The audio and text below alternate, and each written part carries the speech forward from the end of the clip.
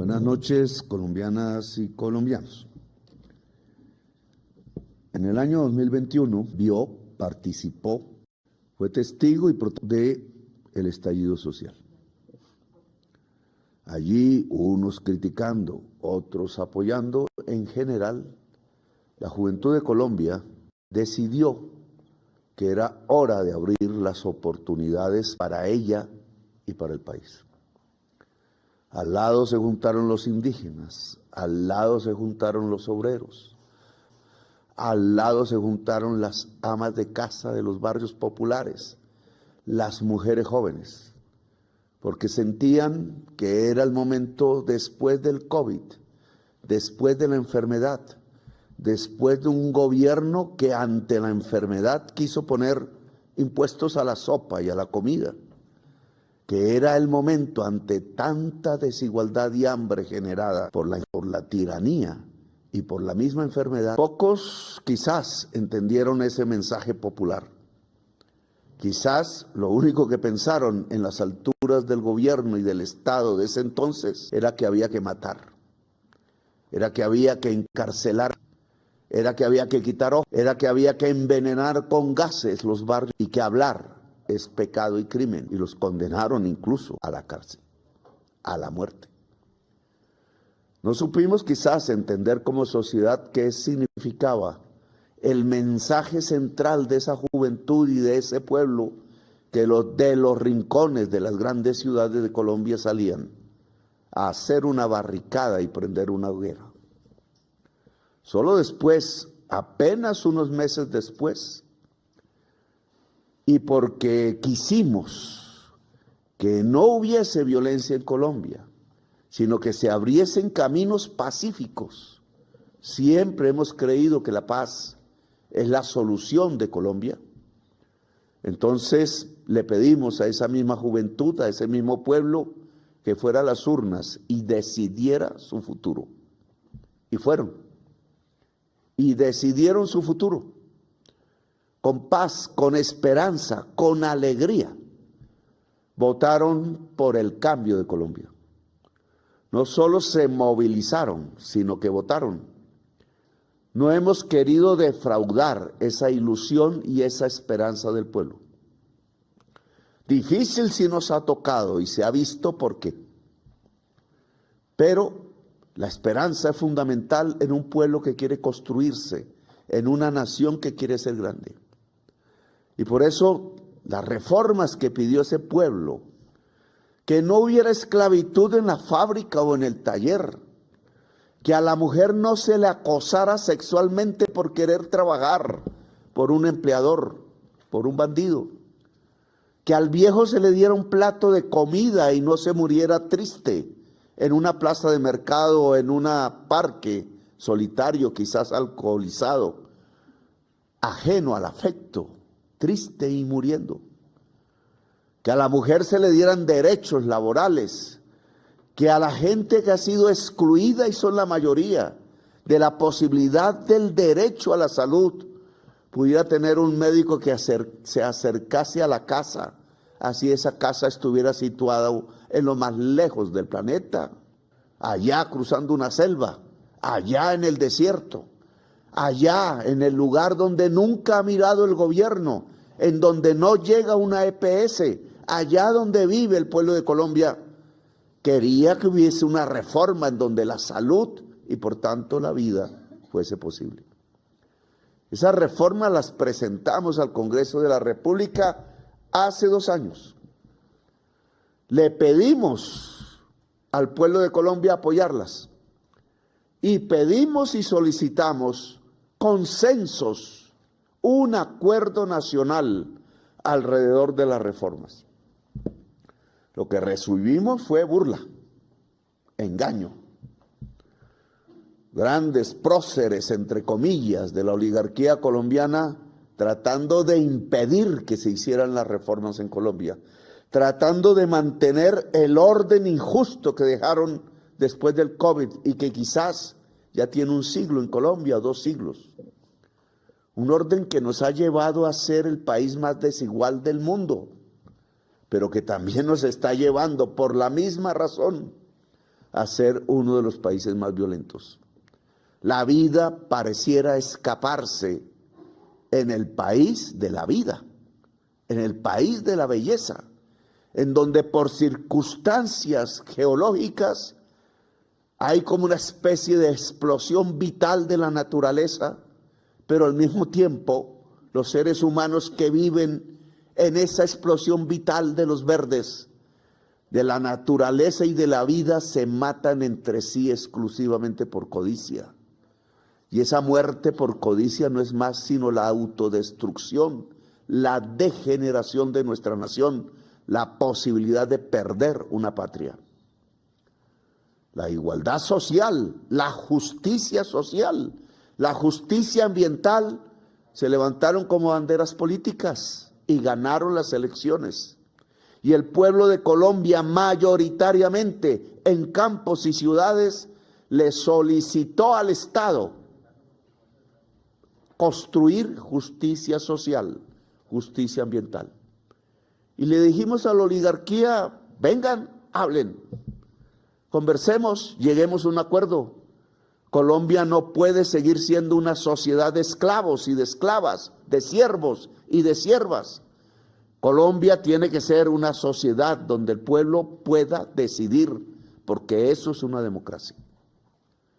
Y presentamos los proyectos al Congreso después de las burlas de los propietarios de la gran prensa, de los propietarios del capital en Colombia, que viven muy bien porque han concentrado la riqueza de todas y de todos en sus manos.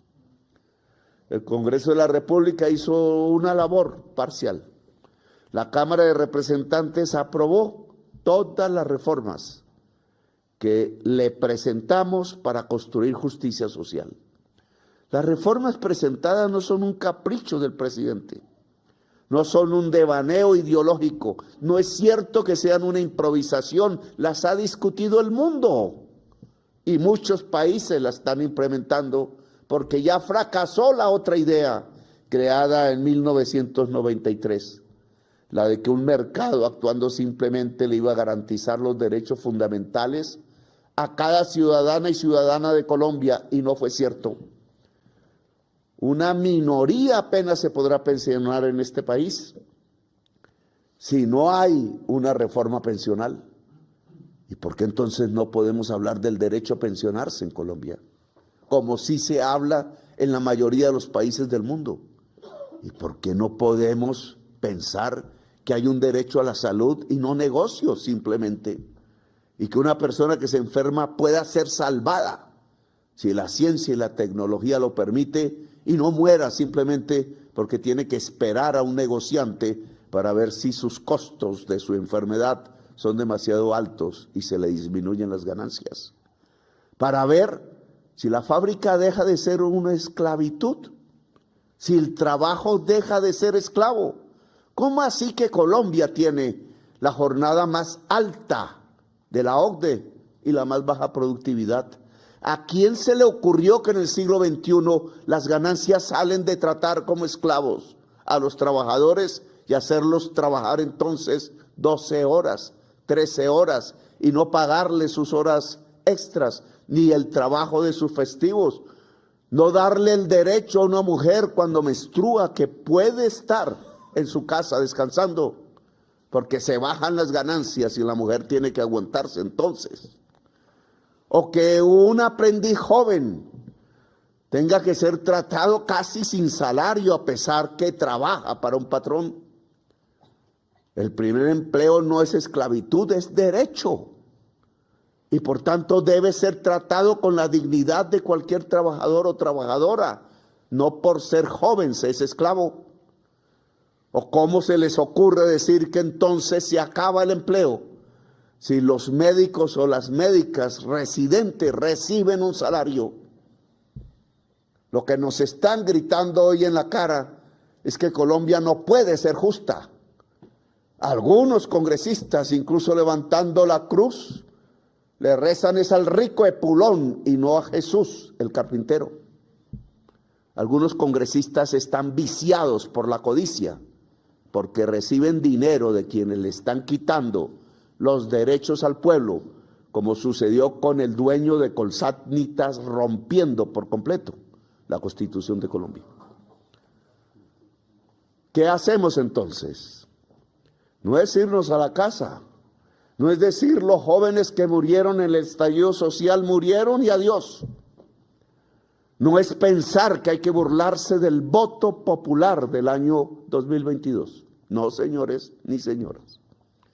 El país tiene que seguir adelante y con esperanza y con paz, con alegría. Esperanza es fundamental. Y por eso este gobierno no va a dar marcha atrás en las reformas, pero sin bobería, porque ya sabemos que las hunden cada vez que presentemos las reformas, porque más vale el billete que la identidad y la orden constitucional de legislar a favor del interés general. Legislan algunos a favor del business. La codicia les embarga el corazón y la codicia mata la vida. Nosotros hemos leído leyes, hemos buscado en la Constitución caminos que le permitan al pueblo decidir sin intermediarios.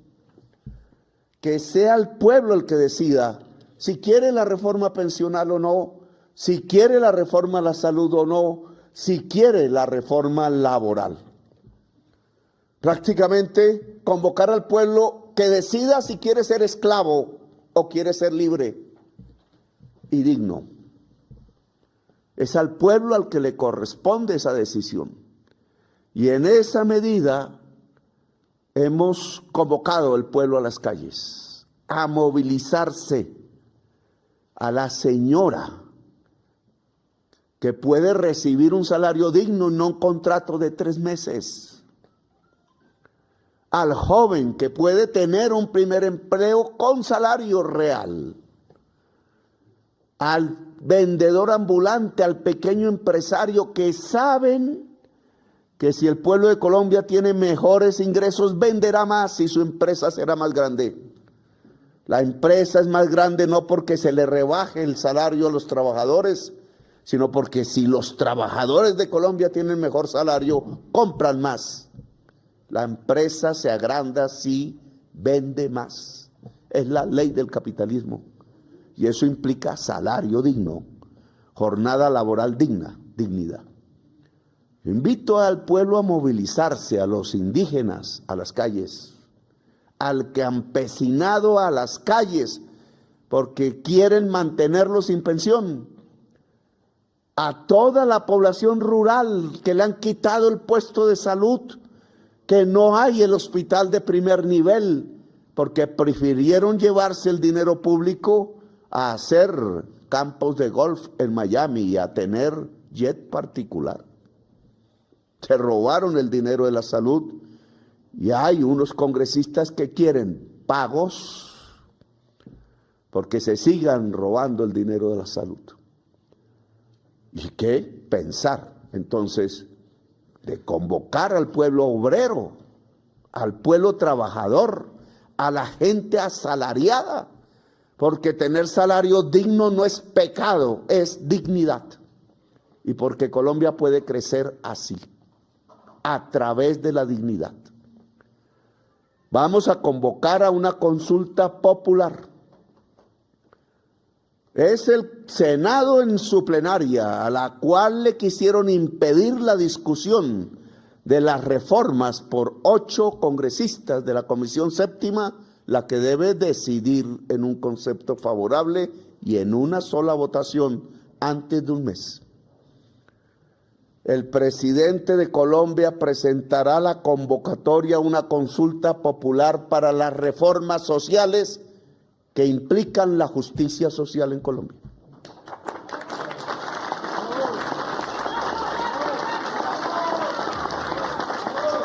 Y esa consulta popular empieza ya con la movilización callejera. Se burlaron del acuerdo nacional, entonces que el pueblo decida. El pueblo es la base de la soberanía. El pueblo es la base de la institucionalidad. El pueblo es la base de la democracia, dice la Constitución Política de Colombia. Y estamos obedeciendo la Constitución.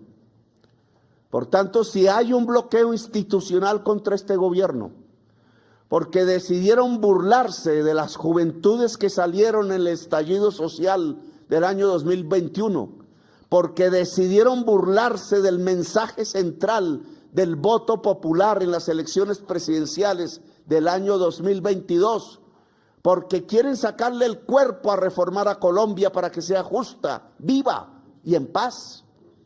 Entonces le toca al pueblo romper ese bloqueo institucional.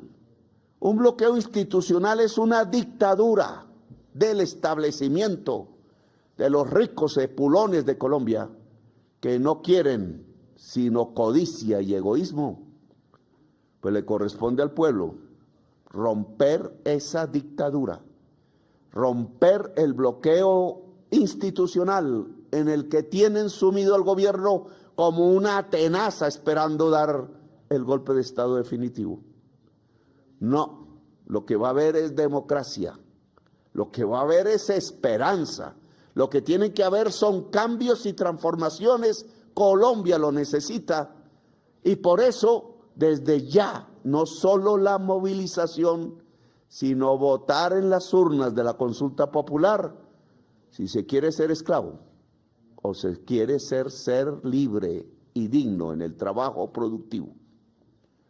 La consulta popular es obligatoria una vez pase por la plenaria del Senado. Se realiza hasta dentro de 3 meses y el Senado tiene 1 mes para decidir. Le pido a los partidos políticos no hacer caso del rico epulón, sino como ordena la Constitución, del interés general de la sociedad de Colombia. Si se le niega participar al pueblo de Colombia, estarían negando literalmente la paz. Y en el siglo XXI no es el momento para ello. Nos hemos matado por generaciones. Es el momento de la paz. Y el momento de la paz, sus páginas las escribe el pueblo de Colombia con su voluntad de decidir. Así que bienvenida la consulta popular para las reformas sociales y bienvenido el pueblo de Colombia en las calles de toda Colombia. Gracias por haberme escuchado.